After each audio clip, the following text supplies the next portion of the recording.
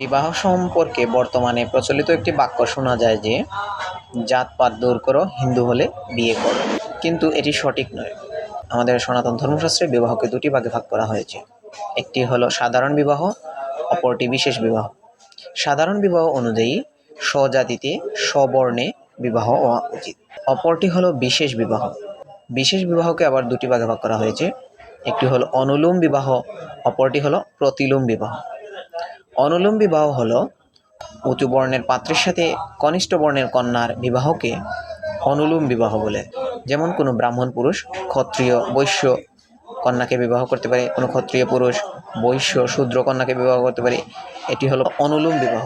অপরটি হলো প্রতিলোম বিবাহ। যেমন কনিষ্ঠ বর্ণের পুরুষ উচ্চ বর্ণের কন্যাকে বিবাহকে প্রতিলোম বিবাহ বলে।